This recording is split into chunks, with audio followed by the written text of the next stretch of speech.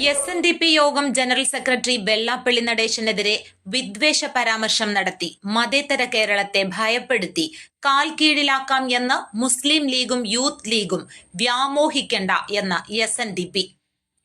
മുസ്ലിം ലീഗിനും youth ലീഗിനുമെതിരെ SNDP Adoor യൂണിറ്റിന്റെ നേതൃത്വത്തിൽ പ്രതിഷേധ പ്രകടനവും ഐക്യദാർഢ്യ സമ്മേളനവും നടത്തി.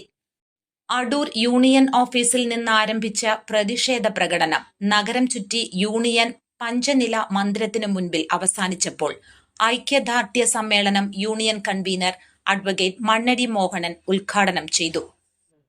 സംഘടനാപരമായ യോഗത്തെ സംബന്ധിച്ചിടത്തോളം കേരളത്തിൽ 27 ശതമാനം ഈഴവ സമുദായത്തിനെതിരെ സംഘടനമായി ആക്രമണം നടത്തുവാൻ മുസ്ലിം ലീഗിൽ തയ്യാറാകുന്ന സാഹചര്യത്തിലാണ്.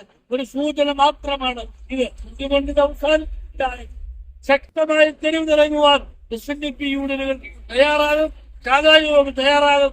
SNDP യോഗ അംഗങ്ങൾ ശക്തമായി യൂത്ത് ലീഗിനെതിരെ പ്രതിഷേധിക്കുന്ന സാഹചര്യത്തിലേക്ക് വരും.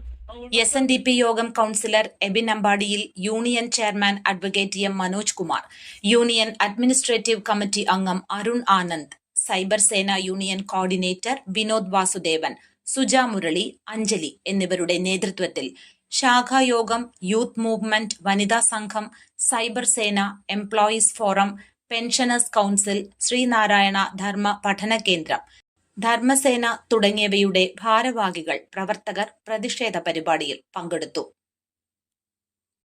News bureau, Adoor. പാഠ്യേതര രംഗത്തെ മികവിൽ ഇന്ത്യയിലെ 3000-ലധികം സ്കൂളുകളോടൊപ്പം Padmashree central school Enath, powered by lead school, Mumbai.